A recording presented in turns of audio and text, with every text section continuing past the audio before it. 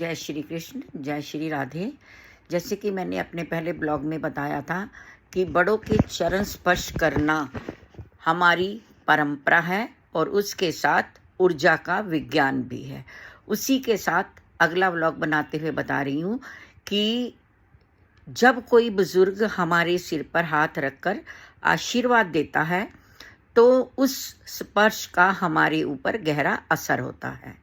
बुजुर्गों के स्नेहपूर्ण स्पर्श से हमारे मस्तिष्क में ऑक्सीटोसिन हार्मोन रिलीज होता है और उस हार्मोन से हमें सुरक्षा, प्यार और अपनेपन का एहसास होता है, जिससे डिप्रेशन और अकेलेपन की समस्याएं दूर होती है।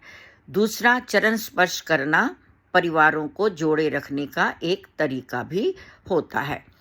झुककर पैर छूना एक तरह से शरीर के लिए एक योग भी है, जो हमारे शरीर की रीढ़ की हड्डी के लचीलेपन और रक्त संचार को बढ़ाता है। कैसे? जब हम झुकते हैं तो हमारा शरीर की हड्डी जो है उसमें लचीलापन आता है, झुकते हैं और उसमें रक्त संचार बढ़ता है।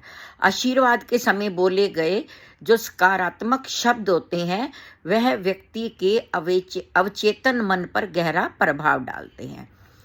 शोध बताते हैं कि बच्चे अपने दादा दादी के ज़्यादा करीब होते हैं उनमें परिस्थितियों को झेलने की शक्ति अधिक होती है, क्योंकि बड़े बुजुर्गों